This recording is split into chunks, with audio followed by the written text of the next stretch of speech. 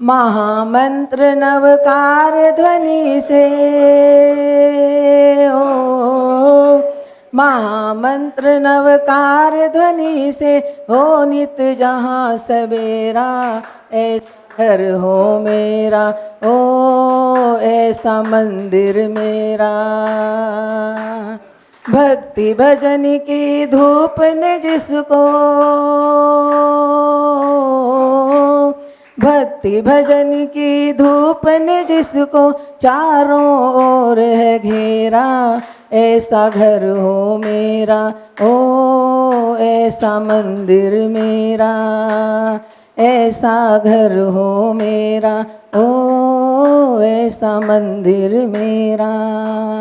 नाम तुम्हारा अरिजित सागर, कब तेरा फिर से दर्शन होगा।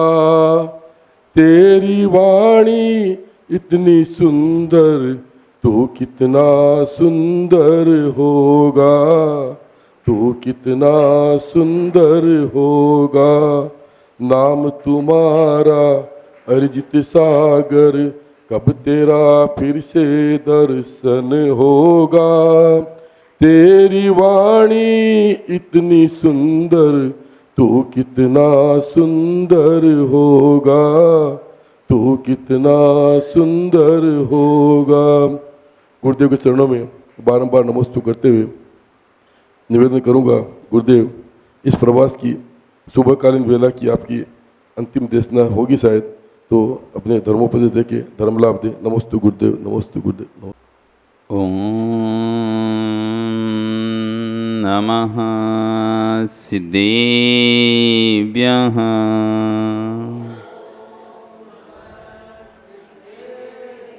ओम नमः सिद्धेभ्यः।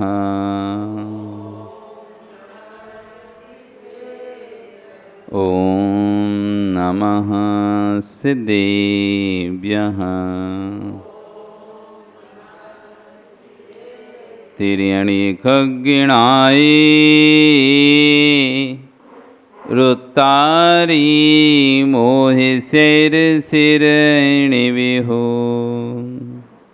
आयरी राउ पसियो परवादिन्यो भव्य जी लोए। नमो अरिहंताणं नमो सिद्धाणं नमो आयरीयाणं नमो वज्रायाणं नमो लोये सविशाहुणं। बोले अनंत अनंत से परमेष्ठी भगवान की, आदिरम आदिनाथ भगवान की, वर्तमान शासन महावीर भगवान की, आचार्य श्री कुंद कुंद स्वामी महाराज जी की, आचार्य गुरु श्री ईश्वर विश्व सागर जी महाराज जी की, अहिंसा में विश्व धर्म की।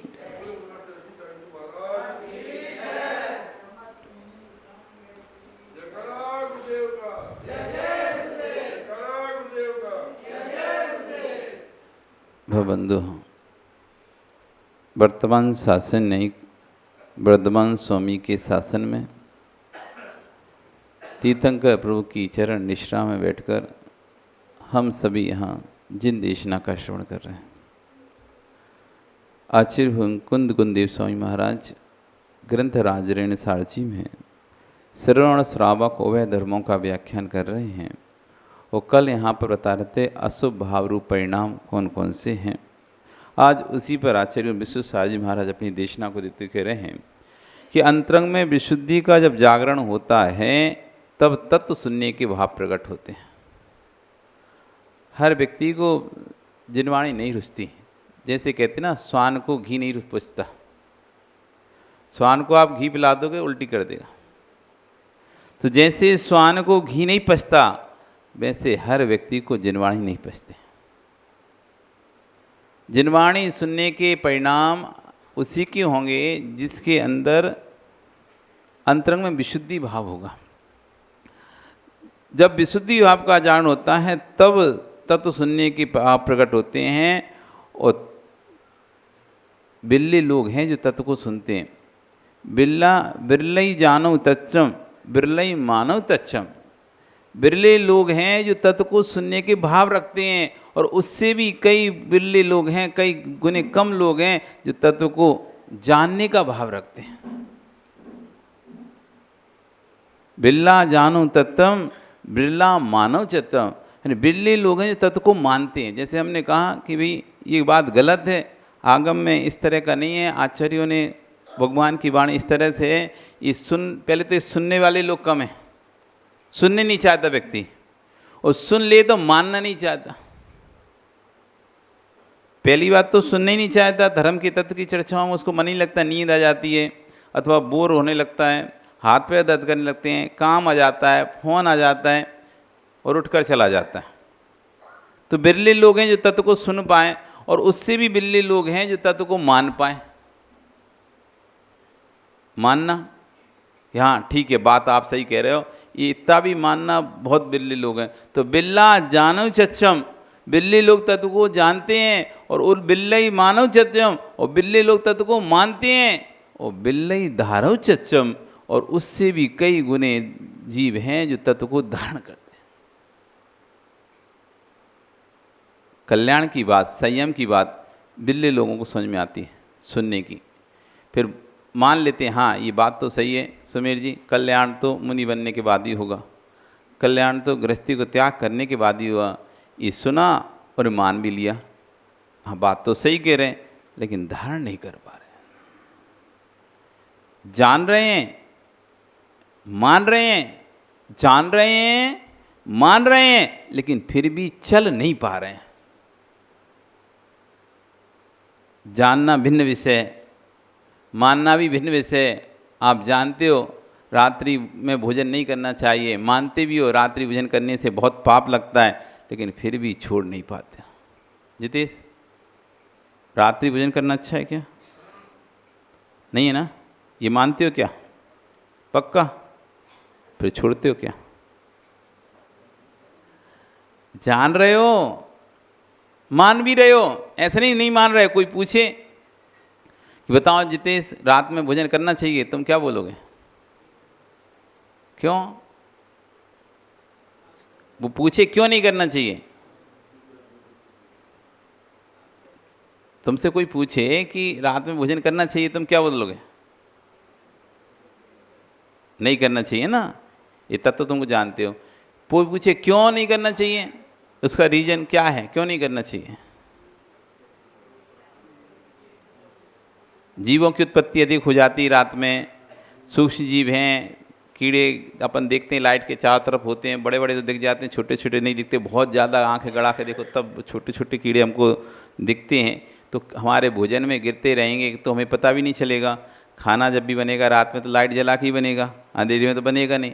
तो लाइट जला के जब खाना बनाएंगे तो बनाते समय आप भले लाइट के नीचे नहीं खा रहे, लेकिन बनाते समय जहाँ भी बनता है तो आसपास लाइट रहती है, तो उड़कर उसमें गिर भी जाएं तो क्या तो पता चल रहा है। छोटे छोटे जीव हैं तो वो तो वैसे ही, जीरा तो फिर भी बड़ा है, उससे जीव ज़्यादा छोटा हो जाता है। सरसों तो फिर भी बड़ी है, उससे ज़्यादा छोटा जीव हो जाता है। तो वो कहाँ दिखेंगे? कुछ नहीं दिखेंगे। और हम जब खाना खाते हैं तो वैसे भी टीवी देख के खाना खा रहे होते हैं, मोबाइल देख के खाना खा रहे होते हैं, अथवा बातें कर करके डाइनिंग टेबल बातें खाना, तो खाना को तो देखने नहीं है। तो बड़ा जीव भी यदि मुँह में चला जाए तो फर्क नहीं पड़ना। और हमारा शरीर इतना अंदर से मजबूत है कि छोटे मोटे कीड़ों का असर तो हमारे पर पड़ता ही नहीं। जहर, छोटे मोटे कीड़ों का जहर तो हमारे शरीर को लगता ही नहीं है, तो खा जाते हैं सब। इसलिए रात में नहीं खाना चाहिए, यही बोलोगे ना? क्या बोलोगे? यही बोलोगे। इसलिए रात में खाने से पाप लगता है। तीव्र देवानाथे गतम तोयम मास तोयम रुधर मुच्छते। दिन के नाथ सूर्य के अस्त हो जाने पर, ये जैन दर्शन है, अन्य दर्शन में ये कहा गया है, मार्कंड एक पुराण है वैदिक दर्शन का। जैन दर्शन में तो शुरू से निषेध किया है, लेकिन वैदिक दर्शन में भी क्या कहा है कि दिन का नाथ सूर्य, दिन का नाथ कौन है? सूर्य। दिन का स्वामी कौन? सूर्य। रात का स्वामी चंद्रमा। तो दिन का स्वामी सूर्य के अस्त हो जाने पर रुधिर तोयम रुधिर मास अन्न मास कबलत से, अन्न मास के कवल के समान हो जाता है, और पानी खून के समान हो जाता है। पानी रक्त इसलिए ना तो रात दिन के सूर्य के अस्त हो जाने पर चारों प्रकार के आहार को छोड़ देना चाहिए। ये जैन दर्शन का नहीं, वैष्णव दर्शन में इस बात को भी स्वीकार है। दिवानाथे गतम तोयम, दिवानाथम गतम तोयम रुद्रम मुच्यते, और अन्य मास कवलत से ऐसा कुछ है, तो याद नहीं आ रहा। इस तरह का वहाँ पे श्लोक आया हुआ है। और हमारे आचार्य उमा स्वामी पूछपाछ अमृतचंद स्वामी महाराज पुरुषार्थ सिद्धि उपाय में कह रहे हैं कि दिन के भोजन की अपेक्षा रात के भोजन में अधिक राग होता है। दिन के भोजन की अपेक्षा रात में भोजन अधिक राग होता है। जो रात में भोजन करता है अन्न मांस कवलत से, मांस के कवल के समान ही खाने का पाप लगता है उसे। मांस खाने के समान पाप लगता है रात में भोजन करने वाले को। ये सब हम जानते हैं और ये मानते भी हैं, तब भी छोड़ नहीं पाते। तो बिल्ला जानी छत्तम, बिल्ली लोग तो सुनने तैयार होते हैं, फिर उससे ही बिल्ली लोग हैं सुनने के बाद मान लेने तो ऐसे बोलते रहते हैं, तो डरा रहे हैं, कुछ नहीं होता। डराने की बातें कुछ नहीं होता, हम तो देख के खाते हैं, कुछ नहीं है ये सब बातें। तो बिल्ला जानी चच्चम, बिल्ला मानी बच्चम, और बिल्ला धारई चच्चम।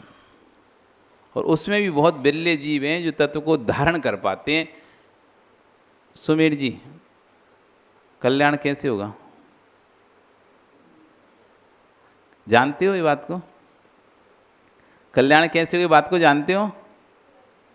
मानते भी हो? बस महाराज धारण नहीं कर पा रहे। मन तो बहुत होता है कि हाँ कल्याण तो अपना, कल्याण का मार्ग तो यही है, मोक्ष मार्ग तो यही है, गृह त्याग ही मोक्ष मार्ग है।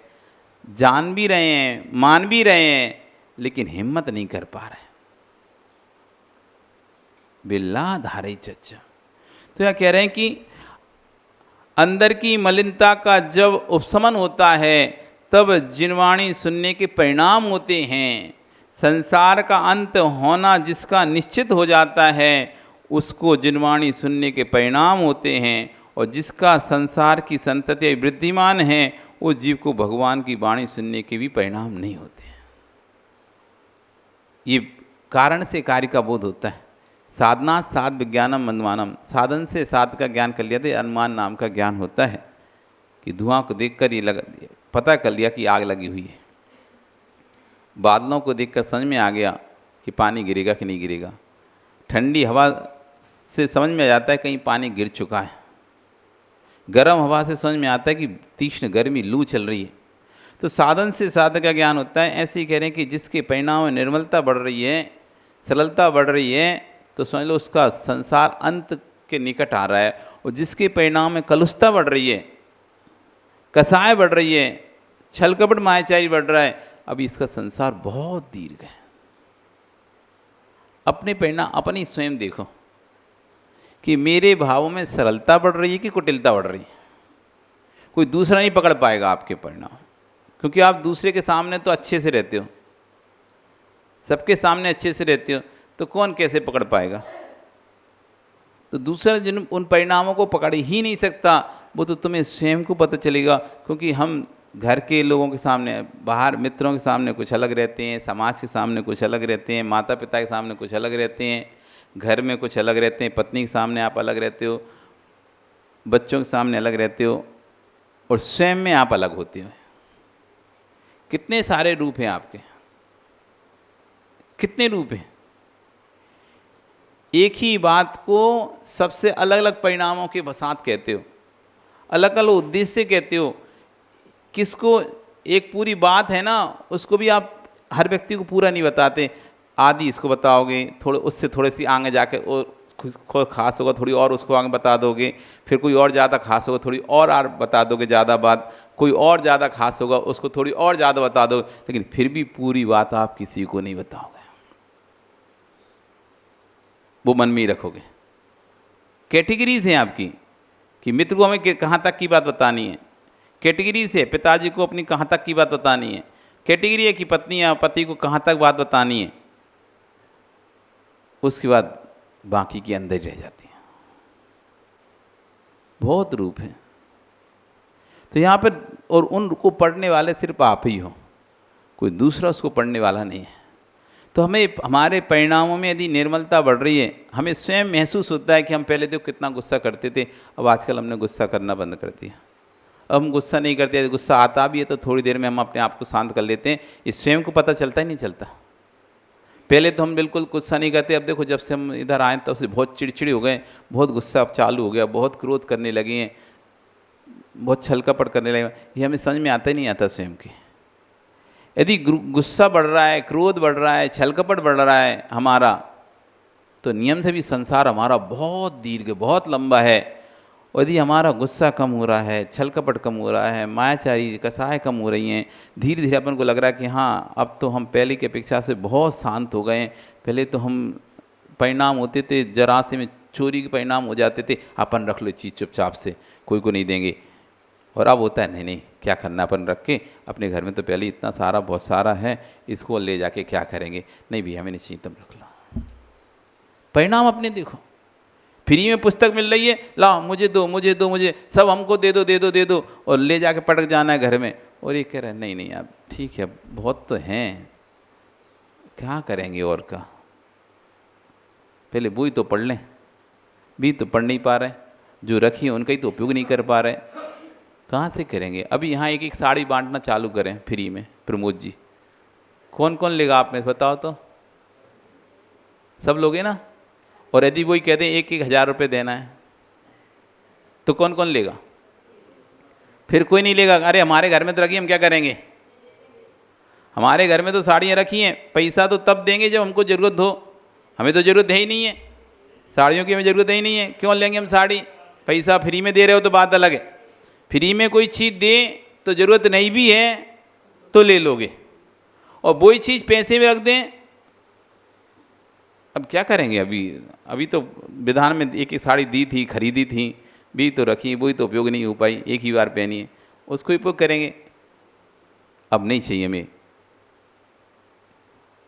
अब वहाँ परिणाम देखना कि जब फ्री में वस्तु मिल रही है तब ऐसे भाव हों कि नहीं अपने घर में तो इतनी साड़ियाँ रखी हैं, क्यों लेंगे, क्या करेंगे, पैसा नहीं ले रहा, फ्री में दे रहा है, ले लो। और बहुत सुंदर साड़ी, बहुत अच्छी साड़ी भी है, और सब लोग लाइन लगा के ले रहे हैं। आपके परिणाम उस समय क्या होंगे, लूं कि नहीं लूं। बहुत रखी, जरूरत नहीं है, नहीं मिलती तो भी तो चली रही थी जीवन, वो तो उन्होंने अचानक बांट दिया। नहीं बांटते तो क्या आपके पास कपड़ा नहीं था क्या, था, लेकिन तब भी ऐसा भाव नहीं आ रहा कि छोड़ो तो, इतना तो रखा है घर में साड़ियाँ, इतना तो कपड़ा रखा है, वही तो हम नहीं पहन पाते, एक और परिग्रह क्यों बढ़ाना है। ये परिणाम यदि जिस दिन आने लगे, ये समझ लो अब तुम्हारा संसार निकट है, मतलब संसार का अंत निकट है। और ऐसा लग रहा है नहीं नहीं ले लो, सब भी तो ले रहे हैं, हम कोई अकेले थोड़ा ना ले रहे हैं, और हमने कौन सा कहा हमें दे, वो तो सबको दे रहा तो हमने ले लिया। रखी रहेगी, काम में जाएगी, कोई काम में जाएगी, कोई बोले अच्छी नहीं है, कोई बात नहीं अच्छी नहीं तो अपन एक काम करें बाई को दे दें, काम वाली बाई को। ले तो ले रहे, ले तो ले रहे, लेके रख तो ले रहे, अरे अच्छी भी नहीं होती किसको दे देंगे, काम बाई, अथवा लेने देने में काम में जाएगी, किसी को लेने देने में काम में जाएगी। तो ये जो परिणाम हो रहे हैं कि हम लेके रख तो ले रहे, किसी के काम में आ जाएगी, हमारे काम में नहीं आई, कोई बात नहीं, हम बाई को दे देंगे। अरे बाई के देने के चक्कर में तुम क्यों पाप का संग्रह कर रहे हो। ये तुम नहीं कर रहे पाप का संग्रह, ये तुम्हारा दीर्घ संसार तुम्हें पाप का संग्रह करा रहा है। बैठ जाओ। अभी दीर्घ जो हमारा संसार है ना, अभी वो दीर्घ संसार हमको पाप का बंद करा रहा है। वो भाव नहीं होने दे रहा कि नहीं बस पर्याप्त है, अपने पास रहने दो, नहीं चाहिए। वो कह रहा है नहीं और ले लो, और ले लो, रख लेंगे काम में आएगी, और ले लो, और ले लो, रख लेंगे काम में आएगी। ये परिणाम जो हो रहे हैं ये हमारे दीर्घ संसार के प्रतीक हैं, चिन्ह हैं। ये कारण दिखा रहा है कि आपके भी भाव परिग्रह संचय से कि बढ़ते जा रहे हैं। अभी संसार बहुत है अभी आपका, और जब ऐसा भाव आने लगे क्या करना है, पर्याप्त तो है नहीं, संतुष्ट हो, जब संतुष्टि के भाव आने लगे नहीं अभी नहीं चाहिए, जब हमारे पास नहीं होगा तब ले लेंगे, फ्री में फिर नहीं मिलेगा, कोई बात नहीं, नहीं मिलेगा तो नहीं मिलेगा, अभी ज़रूरत नहीं है हमको। ऐसा कभी किसी चीज़ के लिए आपको आया कि कोई सोना दे रहा आप ना लें, कोई कपड़ा दे रहा आप ना लें, मतलब ऐसा कोई हो गया क्या? हाँ पर्याप्त है हमारे पास, अब नहीं चाहिए। कपड़े पर्याप्त हैं आप लोगों के पास, अब तो चाहिए नहीं होगी ना? चाहिए अभी भी कि नहीं है पर्याप्त? है क्या पर्याप्त हैं? अब तो जरूर नहीं, अभी भी कितने तक और चाहिए? कोई सीमा है कि इतने तक चाहिए? कुछ है? नहीं है। लाज जाओ, धरत जाओ और जात जाओ, मरत जाओ। लाज जाओ, धरत जाओ, मरत जाओ। सामान कहते ना, वो भजन था ना, सामान 100 वर्ष का और उम्र पल भर की। उम्र का पल भर का भरोसा नहीं है, और सामान जोड़े 100 साल का पूरा, कि काम में आएगी, ये काम में आएगी, ये काम में आएगी, ये काम में आएगी। तो यही आचार्यवन कह रहे हैं कि स्वरूप उपलब्धि के परिणाम तभी अंकुरित होते हैं जब अंतस में मिथ्यात्व के वृक्षों की जड़ सड़ने लगती है, नष्ट होने लगती है। मिथ्यात्व की जड़ें जब तक विशालता को प्राप्त हैं, तब तक साक्षात तीर्थंकर परिराजमान विराजमान होने पर भी मारीची के समान ये जीव निकल जाएगा। भगवान भी तुम्हें समझाने आएंगे ना, नहीं समझोगे। इसमें गलती तुम्हारी नहीं है। ये गलती किसकी है? अभी तुम्हारा तीव्र मिथ्यात्व है, तीव्र संसार है, बहुत दीर्घ संसार है। वो दीर्घ संसार के उसमें व्यक्ति नहीं समझता। सामने ना जान रहा है, जान भी जानना नहीं चाहता, जान लिया तो मानना नहीं चाहता, और मान लिया तो धारण नहीं करना चाहता। बिल्ले जीव हैं जो जानते हैं, मानते हैं और धारण भी करते हैं। एक बार एक शादी के लिए रिश्ता आया, बहुत समय से शादी का रिश्ता बन ही नहीं रहा था, तो उसने उसकी राशि लिखी बेटी के लिए कि जो इस मेरी बेटी शादी करेगा उसे 10 करोड़ रुपए दूंगा। लूंगा नहीं, उल्टा दूंगा, अच्छा खूब पैसा दूंगा, बंगला दूंगा। तो कई रिश्ते, अब बन ही नहीं रही थी बात। एक रिश्ता आया, कुंडली मिली, उन्होंने कहा आप इतना पैसा क्यों दे रहे? पर ये तो बताओ कि मेरी बेटी में सारे गुण हैं, सर्वगुण संपन्न है मेरी बेटी, सब कुछ उसे करना आता है, खाना बनाना आता है, सब कुछ करना आता है, कोई भी ऐसी कमी नहीं है जो मेरी बेटी में हो। मतलब जितने गृहिणी में लक्षण होते हैं वो पूरे लक्षण मेरी बेटी हैं। फिर आप फिर इतना पैसा देकर क्यों शादी करना चाहते हो? ऐसा क्या कमी है? कमी 1% नहीं है, ना शरीर में कमी है, ना कोई बीमारी है, ना कुछ है। बस 2 गुण नहीं उसके अंदर, 2 गुण नहीं है। बाकी सारे गुण जितने होते हैं, सारे गुण जितनी कलाएं होती हैं, वो सारी कलाएं, कोई कौन से 2 गुण नहीं है? मेरी बेटी कुछ जानती नहीं है। अरे बोला कितना पैसा मिल रहा है तो ठीक है, जना तो अपन देंगे, कोई दिक्कत नहीं है। ये गुण में तो कोई दिक्कत नहीं, ठीक है हम शादी करवा देंगे, कोई दिक्कत नहीं है। तो दूसरा गुण कौन सा कम है? मानती भी नहीं है।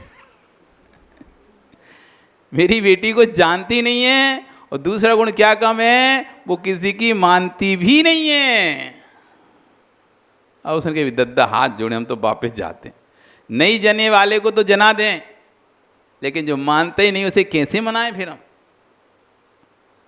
जिसको नहीं पता कि मोक्ष मार्ग क्या है, उसको तो मोक्ष मार्ग बता दिया जा सकता है, लेकिन जो मोक्ष मार्ग पर चलना ही नहीं चाहता उसे फिर क्या कर सकते हैं? तो ऐसे आचार्य भगवान कह रहे हैं कि परिणति पवित्र है जिसकी गति उसकी ही पवित्र है। भेद से गति नहीं बनती, भेद से गति नहीं बनती। कि आप कितने सुंदर कपड़ा पहने हो, कितने अच्छे परिवार वाले हो, कितने सुंदरता से रहते हो, ऊंचे कुल के हो, इससे नवीन गति नहीं बनती। कि आप जैन कुल में हो तो अच्छी गति में जाओगे। आप अच्छे कपड़ा पहनते हो, रोज़ नहा धो के आते हो, मंदिर आते हो, तो इससे आप कितनी ऊंची गति में जाओगे। अथवा आप व्रती बन गए, साधु बन गए, तो आप ऊंची गति में जाओगे। तो कह रहे हैं जिस भेद से गति नहीं बनती, परिणति पवित्र है तो गति पवित्र होगी। भेद साधु का है, परिणति यदि साधु की नहीं है तो गति दुर्गति हो जाएगी। भेद श्रावक का है लेकिन परिणति पवित्र नहीं है, छल कपट मायाचारी का परिणाम है, तो भी आपकी गति सुगति नहीं होगी। गति सुगति तो परिणाम होगी पवित्रता से ही होगी। तो जिसकी गति पवित्र है, जिसकी भविष्य की गति पवित्र उसकी जिसकी परिणति पवित्र है उसकी गति पवित्र होगी, या जिसकी भविष्य की गति पवित्र होने वाली है उसकी परिणति पर्याय नहीं है वर्तमान में पवित्र होगी। जे यथा गति तथा मति, यथा गति तथा मति। गति अच्छी होने वाली होती है तो मति अच्छी हो जाती है, मति अच्छी होती है तो गति अच्छी होती है। क्योंकि आयु कर्म का कार्य है, जिन भावों से आपने कर्म का बंध किया है मरते समय वही भाव हो जाएंगे। यदि आपने अच्छी गति का बंध कर लिया है, धोखे से मान लो गए, सप्तव्यसनी भी था, चोर भी था, कुछ भी था, यदि जिस समय आयु का बंध था उस समय उसके परिणाम अच्छे थे और उसने आयु का बंध कर लिया तो अंतिम समय उसके परिणाम धर्म के हो जाएंगे। मतलब लोग सोच भी नहीं पाएंगे ये तो सप्तव्यसनी, ये तो कभी धर्म कर ही नहीं सकता, ये तो नरक ही जाना चाहिए। वो आखिरी में उसके मन होगा मैं सबका त्याग करता हूँ, सबको छोड़ता हूँ और मैं तो अब सब बहुत कर लिया मैंने पाप, मैं सबका प्रायश्चित करूँगा और अपना कल्याण करूँ। ऐसे अंतिम भाव हो जाते हैं। ऐसे कई जीव देखे गए जिन्होंने अपने जीवन काल में खूब पाप किया, वो प्रसिद्ध भी रहे पाप में, लेकिन आखिरी समय में उनके परिणाम बदल गए। नहीं अब तो मुझे अब कल्याण करना है, वो मुनि तक बन गए। और ऐसे जीव भी देखे गए जिन्होंने पूरे जीवन काल धर्म किया, आखिरी में पूरे जीवन भर मुंह में रात में पानी ना रखा होगा, कभी वक्ष नहीं खाया होगा, आखिरी समय में अंत समय में मांग रहे हैं खाना दे दो, रात में अभक्ष खाने की इच्छा हो रही है, आलू प्याज खाने की इच्छा है, खाना खाने की इच्छा हो रही है और गति दुर्गति हो जाती है। दिमाग काम करना उनका बंद कर दिया, अपना ही मल मुंह में रख लेते हैं। अपने शरीर का जो मल निकलता है ना उसी में हाथ लपेट के नहीं उसको चाटते हैं, ऐसी मति हो जाती है। ये क्या हो गया? पूरे जीवन भर धर्म किया, पूरे जीवन भर धर्म किया, फिर ऐसा क्यों? तो कह रहे हैं भैया जब आयु बंध का काल था तब ये मायाचारी कर रहे थे, कसाय कर रहे थे, तो उससे इनको ऐसी खोटी आयु का बंध हुआ। तो अब आयु खोटी बन गई है तो अंतिम समय परिणाम भी खोटे हो जाते हैं, व्यक्ति मंदिर जाना छोड़ देता है। नमोकार बंद सुनाओ तो कहते हैं हल्ला मत करो, हमें नहीं सुनना, तुम बंद रहो, चुप रहो। एक जीव वो होता है जो बात कर रहे हो तो कहते हैं भैया बात मत करो, आप नमोकार बंद सुना दो, कोई पाठ सुना दो, कोई स्तुति सुना दो, ऐसा बोलता है। और एक जीव होता है अरे आज बंद करो, हमें नहीं सुनना, नमकार बंदी बंद करो, भजन भी बंद करो, पाठ भी बंद करो, स्वाध्याय सब बंद करो, हम कुछ नहीं सुन, थक गए हम तो, छोड़ जाओ तुम लोग, हम कुछ नहीं सुनना। अरे दर्शन कर लो महाराज के, आँख ही नहीं खोलेगा, पड़ा रहेगा। इधर देख लो मुंह खोट कर, नहीं देखेगा। आप टीवी में चला दो, अभिषेक देख लो, कुछ देख लो, देखने नहीं उसे। इतना धर्मात्मा था कि बिना अभिषेक के नहीं रह पाता था और अब बिल्कुल भी कुछ नहीं देखना पसंद कर रहा। यथा गति तथा मति। तो जैसी हमारी गति, तो आचार्यवन कह रहे हैं जिसकी भविष्य की गति दुर्गति है उसकी वर्तमान की परिणति नियम से खोटी होगी। किसी से प्रश्न करने की आवश्यकता नहीं है, हे स्वामी मेरी गति क्या होगी। यदि पूछना चाहते हो तो आज अपने परिणामों से पूछ लो। कुंद स्वामी ग्रंथराज स्वामी कह रहे हैं कि वर्तमान में सर्वज्ञ नहीं है, उनके पास नहीं पहुंच पाओगे कि स्वामी मेरी गति क्या होगी। लेकिन द्रव्य आगम तुम्हारे सामने है, ये द्रव्य आगम पढ़ने के लिए नहीं है, ये भाग हमको समझने के लिए। जो अपने पास जिनवाणी है ना, इसे पढ़ने के लिए नहीं है, इसको पढ़कर अपने आप को समझना है। तो अब वर्तमान में तीर्थंकर है नहीं है, कोई वधि मन परिज्ञानी है नहीं जो आपको बता दें, तो अब कौन है? अब कह रहे हैं जिनवाणी है। जिनवाणी में जैसे अपन फॉर्मूला होते हैं ना, फॉर्मूला पढ़ के प्रैक्टिकल करते रहते हैं, देखते रहते हैं, ऐसा लिखा था तो देखो ऐसा हुआ कि नहीं।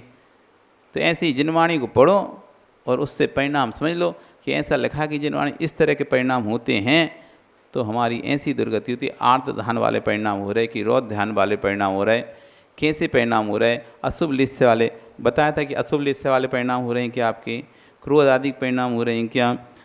हिंसा आदि के परिणाम हो रहे हैं क्या? मिथ्यात के परिणाम हो रहे हैं कि मत्सरी तो नहीं हो रहा आपके परिणामों में, मद तो नहीं आ रहा आपके परिणामों में, दुर्वेश खोटा अभिप्राय तो नहीं है आपके परिणामों में, अशुभ लेस्याँ तो नहीं चल रही, विक्ताओं का करने में मन तो नहीं होता, आत्रोध ध्यान में मन तो नहीं लगता, ईर्ष्याओं में करने का तो मन नहीं होता, असंयम का में जीने का मन तो नहीं हो रहा, सल्यों में 3 सल्यों से तो नहीं है आपका मन, यदि इन सब से 3 गारब से मान बढ़ाई से, तो समझ लो अब आपकी परिणति खराब होने वाली है।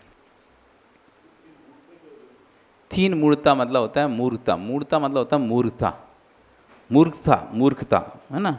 तो मूर्ता मतलब 3, देव मूर्ता, गुरु मूर्ता और लोक मूर्ता। इन मूर्ता के परिणाम दिए। अब जो देव है नहीं उनको भी देव मान रहे हो आप, ये देव मूर्ता है। और पीपल पे अगरबत्ती लगा रहे, कौन सा देव है पीपल का? साइकिल पे, गाड़ी पे, ये कौन से देव हैं? किसी भी चबूतरा पे जो मर गया वो तो उसकी तो कवर है, तुम उससे कहते नहीं देव बन के उसे अगरबत्ती लगा रहे, ये देव मूर्ता हुए।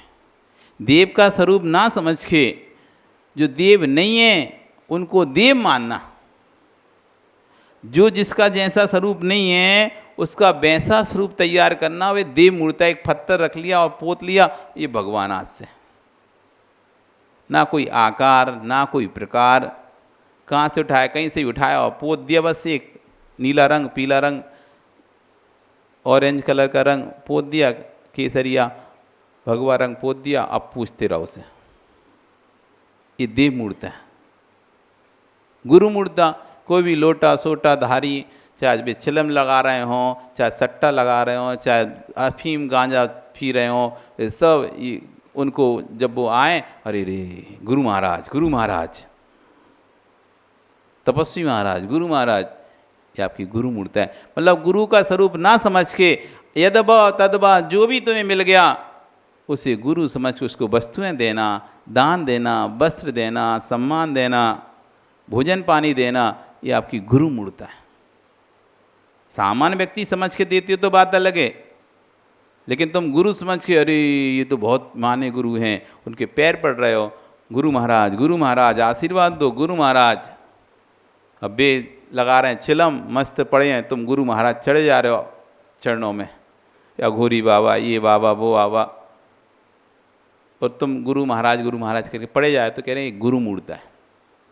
आपने गुरु का स्वरूप समझा ही नहीं, गुरु कैसा होता है, और बिना गुरु का स्वरूप समझे यदवा तदवा किसी को भी अपना गुरु स्वीकार कर लिया, ये गुरु मूर्ता। लोक मूर्ता कि नदी में स्नान करे आएंगे, गंगा में नहाए आएंगे तुम्हारे पाप कट जाएंगे, शिखर जी चले जाएंगे तुम्हारे हमेशा के लिए पाप कट जाएंगे, ठीक है ना। वो गंगा में नहाना मानते हो, आप शिखर जी में जाना मानते हो। हाँ, बहुत से यही सोचे शिखर जी चले गए तुम्हारे पाप कट गए, नहीं ऐसे नहीं कटते पाप। पाप तो जब भी कटेंगे ना तपस्या से कटेंगे, विश्वास मानो आप। पुण्य बंधेगा भक्ति से, पुण्य बंधेगा पंच परमेष्टि की भक्ति करने से, और पाप कटेंगे संयम को धारण करने से, तपस्या करने से। व्रत समिति गुप्ती, इनसे पाप कटते हैं। ये संवर होता है ना, कर्मों का संवर होता है, और नवीन कर्मों का संवर होता है, पुराने कर्म निकलते हैं व्रतों से, समिति से, गुप्ती से, अनुप्रेक्षा से, परिचय जैसे। इनसे ये तपस्या होती है, इनसे कर्मों का क्षय होता है। और भगवान की भक्ति करने से, पूजा करने से, अभिषेक करने से, गुरुओं को दान देने से पुण्य का संचय होता है।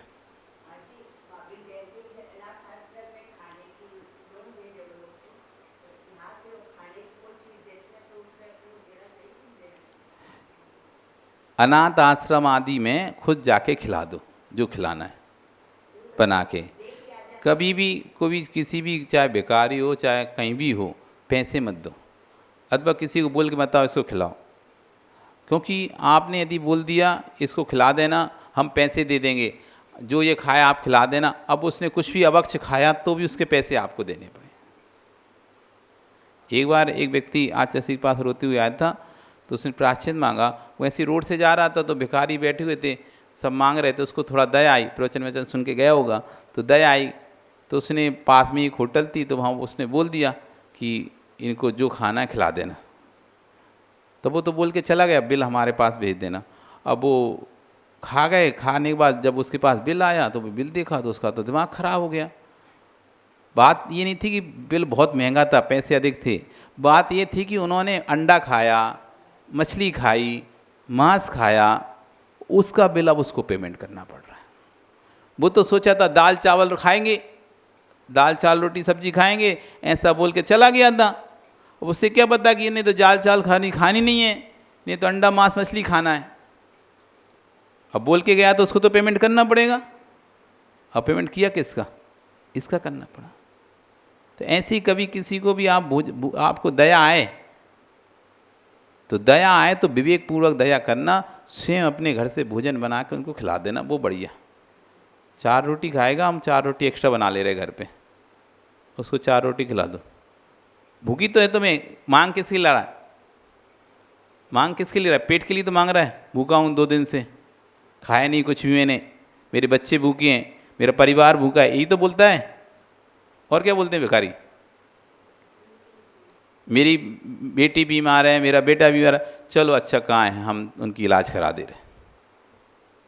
दया है, करुणा है तो विवेक पूर्वक करो, नहीं तो मत करो। यदि तुम्हें दया आ रही है, उसकी बेटी बीमार है, बेटा बीमार है, वो बीमार है, तो उसको खुद सामने इलाज करवा दो। आप पैसा दे दो, कुछ नहीं है, वो जाके दारू ले खरीदेगा, पी लेगा, यही उसका इलाज था। उसको क्या इलाज चाहिए? यही इलाज था उसका। यदि वास्तविक बीमार होता, उसके घर में नहीं है था, तो आप उसके घर में जाते, उसका घर देखते, और वास्तव में लगता कि यहाँ पे नहीं है, तो आप 1 बोरी पैसा देने की जगह 1 बोरी गेहूँ उसके घर में रख देते। आप 1000-2000 देते, 1000-2000 में चावल भर के रख देते उसके घर में, कम से कम उसका पेट तो पलता। बच्चों के हाथ में आता, पत्नी के हाथ में आता, उसको दिया तो वो तो पी पा के चला गया, मारा और उसने पत्नी को घर में जाके। तो तुम्हारे पैसे का तो दुरुपयोग हुआ ना। इसलिए दया आए, 1-2 रुपये की दया नहीं करो, अच्छी दया करो। और उसके जहाँ लगे आपको कि मुझे इन पर गरीबों में दया करना चाहिए, उनके घर चले जाओ, उनका देखो घर। कभी कभी ऐसा होता है उनका व्यापारी है, पैसे की उनको जरूरत नहीं है तुम्हारी, लेकिन उनका व्यापार हो गया, घर तो उनका आलीशान है, गाड़ी है उनके घर में। आज इतने भिखारी हैं, कई भिखारी हैं ऐसे, सबके बंगले गाड़ी सब हैं, लेकिन फिर भी भीख मांग रहे। क्यों? हमारा तो व्यापार है। व्यापार कौन छोड़ता है अपना? वो तो सिर्फ व्यापार है उनका। अच्छे कपड़े हैं, गाड़ियां सब है उनके पास, बॉटल तुम्हारे पास ना, उससे ज़्यादा उनके पास पैसा है, लेकिन तब भी भीख मांग रहे हैं और आपको दया के दे रहे हो, तो वो तो कोई काम का ही नहीं है आपका। इसलिए पता करो, खुद इतना समय निकालो, ये कहाँ है तेरा घर, चल बता क्या समस्या है। दया आ रही है तो उसको आप भोजन पानी जो उसके लिए उपयुक्त है वहाँ पर पता करके समझ के वो दे दो, होगी आपकी दया देती। ऐसे पैसा देना, कहीं किसी को बोल देना, दे देना, कर देना, ये इसमें आपको, और उसने वो पैसा अशुभ कार्य में लगा तो आपको पाप बंद होगा, पाप का आश्रय होगा। और अच्छे कार्य में लग रहा है तो ये दया दत्ती है, दया दत्ती पुण्य बंद का कारण है। दूसरे की मदद करना, हमारे यहाँ तो दिखा है जीव दया, हमारा धर्म ही दीप दया का है। धम्मो दया विशुद्धो, जो दया से विशुद्ध उसका नाम धर्म है। तो मदद करना तो हमारा मौलिक अधिकार, मतलब मौलिक कर्तव्य एक तरह से कह जाए। जैन दर्शन में उत्पन्न होने वाले व्यक्ति का कर्तव्य है कि दूसरे जीवों की परस्पर ग्रहो जीवा नाम, एक दूसरे की मदद करो। कोई गरीब हो, कोई बीमार हो, कोई दुखी हो, दीन हो, समाज में भी कोई यदि बीमार हो, गरीब हो, दुखी हो, उसकी मदद करो। समदत्ती नाम का एक दान है कि यदि कोई व्यक्ति गरीब है और समर्थ नहीं है, वो दूसरों के यहाँ मांग रहा है, नहीं भैया दूसरों के यहाँ नहीं है, हमारे समाज के व्यक्ति हो। ये समाज तो इसलिए बनाई जाती है एक दूसरे की मदद करने के लिए, तो उसको अपने सामान, उसको पैसा देकर, उसको व्यापार खुलाकर, दुकान खुलाकर उसको सामान बनाओ। ये समदत्ती नाम का दान होता है, बहुत बड़ा दान है ये समदत्ती, कि हमने एक धर्मात्मा को जो कि धर्म से युक्त था, अब कोई शराबी गड़वाड़ी को नहीं बना देना। यदि कोई सज्जन व्यक्ति है वो परेशान हो रहा है, धर्मात्मा है, सज्जन है, वो परेशान हो रहा है, तो हम खड़े खड़े तमाशा ना देखें, हम उसकी मदद करें। अरे हमारा धर्मात्मा है, अच्छा लड़का है, अच्छा व्यक्ति है, ये ऐसे परेशान हो रहा है, चल भैया मैं तेरी मदद करता हूँ। मदद ऐसी करो कि उससे शर्मिंदा महसूस ना होना पड़े। नहीं तो हम मदद कैसी करते हैं, किसी की एक सेव फल खिलाएंगे और फोटो खिंचवा के अखबार में डलवाएंगे, हमने इसकी मदद करी। महावीर जयंती पे महिला मंडल गई गरीब बच्चों को फल बांटने के लिए, अनाथ आश्रय में फल बांटने के लिए, एक फल दे रही और सारी खड़गी लगा के लोग फोटो खिंचा रहे। अरे तुमको देना ही था तो फोटो की क्या जरूरत थी? तुम देने नहीं गए थे, अपना प्रचार करने गए थे। देखो हमने महावीर जयंती के दिन कितना दान किया, कितनी दया दिखाई लोगों पर। तो दया सिर्फ महावीर जयंती के दिन ही आती है क्या? और दिन नहीं आती आपके अंदर दया? उसी दिन अनाथ दिखते हैं, उसी दिन गरीब दिखते हैं, और भी तो दिन दिख सकते थे, लेकिन वो आप दया नहीं थी, वो आपका प्रचार था कि देखो हमने यहाँ पे महावीर जयंती पे ये कार्यक्रम करवाया, जिससे लोगों को पता चले कि हमारी समाज कितनी एक्टिव है, महावीर जयंती पे कितना काम किया। तो ये सिर्फ उनको अपना प्रचार, महान कसाय थी, अपना प्रचार थी, मायाचारी था, इसमें दया नहीं थी कुछ भी। दया होती तो 365 दिन होती है, एक दिन नहीं आती है, सिर्फ महावीर जयंती के दिन। कभी भी जाके करा सकते थे, लेकिन नहीं। तो यहाँ कह रहे हैं कि द्रव्य आगम पढ़ो, द्रव्य आगम जब हम पढ़ते हैं, क्योंकि अब तीर्थंकर है नहीं, अवधि मना पर ज्ञानी है, तो बता नहीं सकते हमारे भावों को, लेकिन हाँ ये द्रव्य आगम हमारे पास आज भी उपलब्ध है, भगवान की वाणी है द्रव्य आगम, इसको पढ़कर हम उसको वेरीफाई करें। इसमें लिखा है इस तरह के परिणाम हो तो अशुभ गति बंद होता है। अब वेरीफाई करो हमारे इस तरह के परिणाम हो रहे हैं कि नहीं हो रहे, मैच करो। मैचिंग हो गई, अरे हाँ हाँ हाँ अब तो अपना गड़बड़ है, संभालना पड़ेगा अपन को, अपना गड़बड़ चल रहा है, अपन इस तरह के परिणाम तो रोज ही कर रहे हैं, ऐसे भाव तो हम रोज ही कर रहे हैं, नहीं करना। भाव आगम जैसा होगा, भावी भव तेरा वैसा होगा, उसको इंद्र नरेंद्र तीर्थंकर भी नहीं बदल पाएंगे। मेरा प्रभु मेरा देव जो है वो 3 प्रकार का है, इष्ट अबाधित और विपरीत, वह अरिहंत देव है। हम जिस भगवान को मानते हैं वो उसमें 3 विशेषताएं हैं। वो इष्ट है हमारे लिए, हम जिसको चाहते हैं, अबाधित है हमारे लिए, उसकी सिद्धि किसी प्रकार की बाधा नहीं है, हमको कोई उसको बाधित नहीं कर सकता, उसको कोई काट नहीं है उनकी अरिहंत की। और अभिप्रेत हैं, यानी दूसरे को मानने योग्य हैं। अरिहंत देव हैं, मैं मात्र चित्त को निर्मल करके उनके चरणों में आता हूँ, अपना कराने नहीं आता हूँ, उनका करने नहीं आता हूँ, मैं कर्ता बनाने नहीं आता हूँ, मैं कर्ता बनने नहीं आता हूँ। हम तो भगवान के पास जब आते हैं तो कहते हैं चित्त को निर्मल करने के लिए आते हैं, ना तो उनका होने के लिए आते हैं, ना उनसे कुछ काम करवाने के लिए आते हैं। बस अपने पवित्र परिणामों को निर्मल करना चाहते हैं। परिणाम निर्मल हैं, परिणाम पवित्र हैं तो मेरी गति पवित्र है। परिणाम निर्मल नहीं है, परिणाम पवित्र नहीं है तो हमारी गति पवित्र नहीं है। आपका समय हो गया।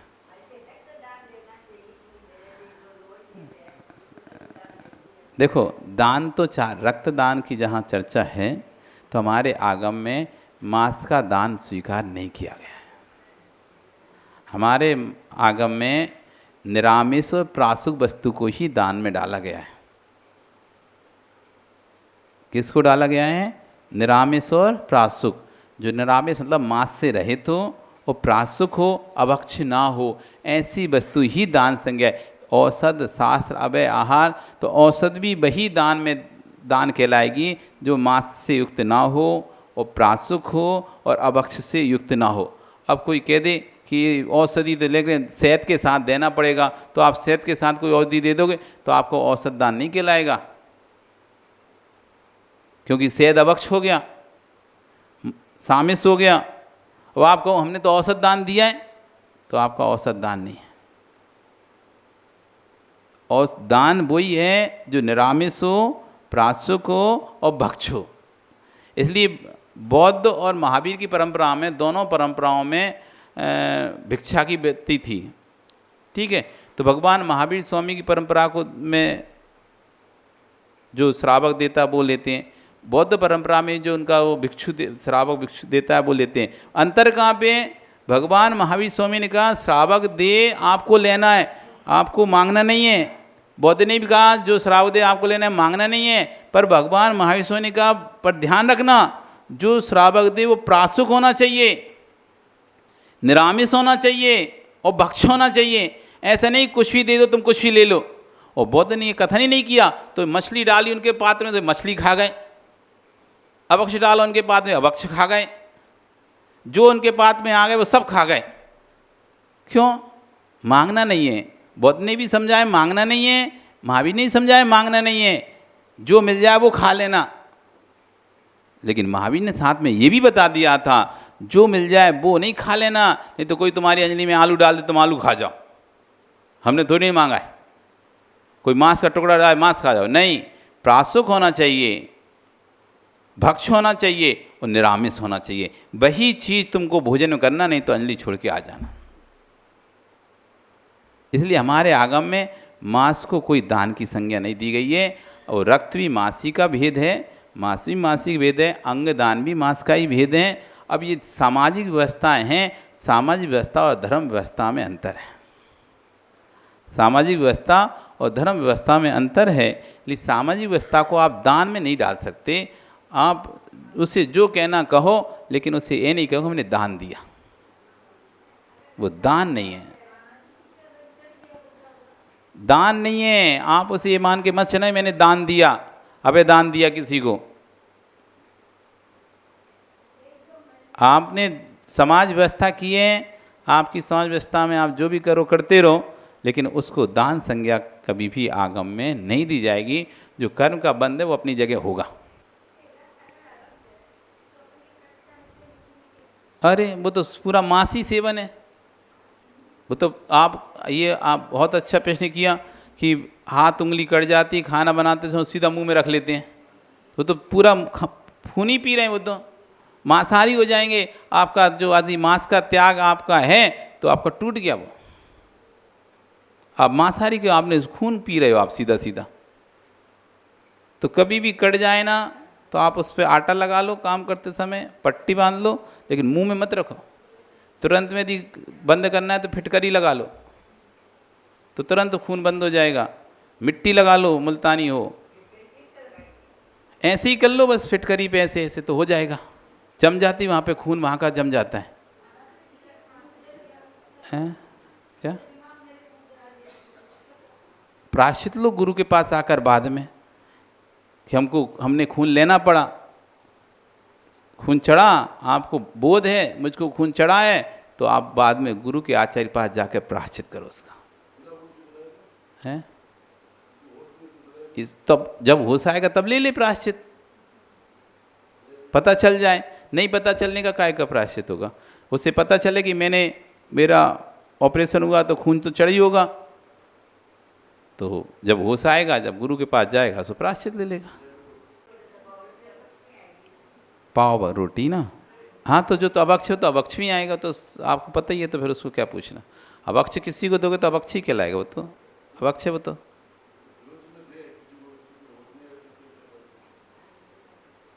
उसका प्रायश्चित कुछ नहीं, वो तो आपके आचार्य के पास जाना पड़ेगा, वहाँ आपको निवेदन करेगा कि इनका त्याग था, पर हमने अपने राग में आकर इनको खून चढ़वाया, इनको ये करवाया, इनका इस तरह का ऑपरेशन कराया, जबकि इनका सब प्रकार का त्याग था, रात का भोजन का भी त्याग था, इनको तो होश नहीं था, फिर ही हमने रात में सलाई चढ़वाई, सिरिंग चढ़वाई, सब कुछ कराया।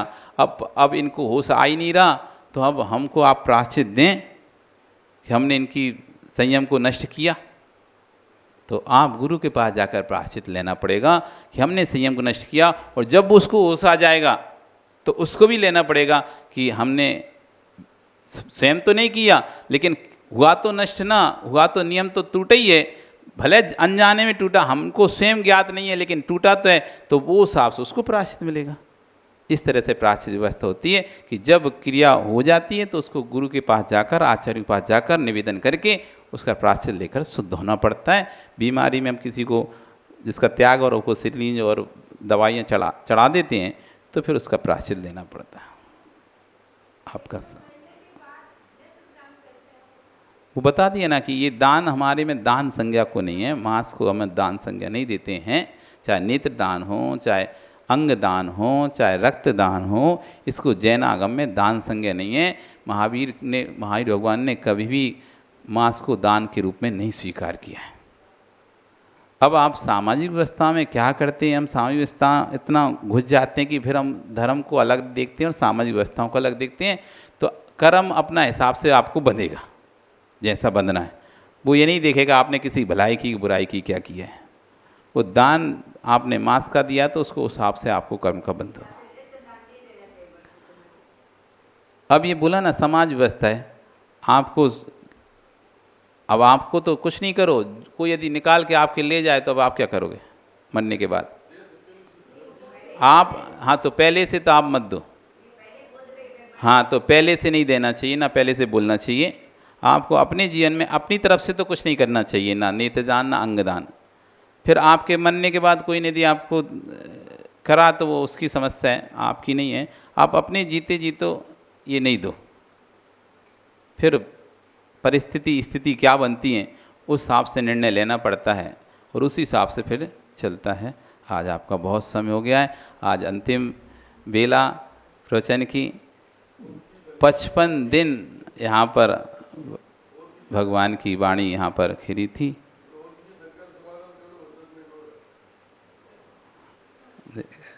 अब ठीक है, तो आप सभी लोग इसी तरह से भगवान की, जैसे अभी भक्ति पूजन कर रहे हैं, इसी तरह से प्रतिदिन भगवान की भक्ति पूजा करें।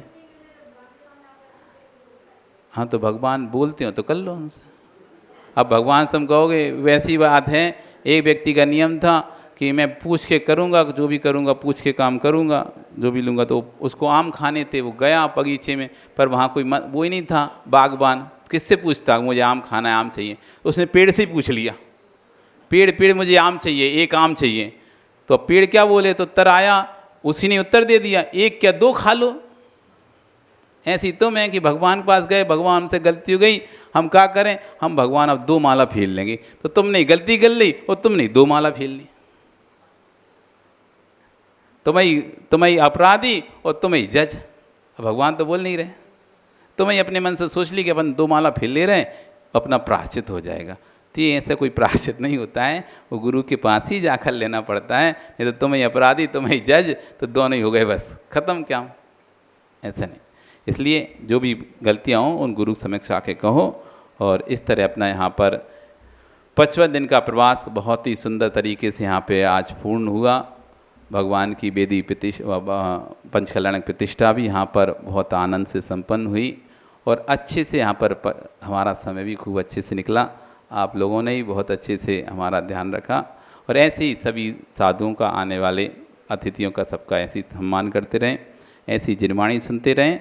तो आपका नियम से आज नहीं तो कल, कल नहीं तो परसों, नहीं तो इस भव में, नहीं तो किसी और भव में नियम से कल्याण होगा, कल्याण हो जाएगा। इसी मंगल भावना के साथ बोली भगवान महावीर स्वामी की जय, बोली शांतिनाथ भगवान की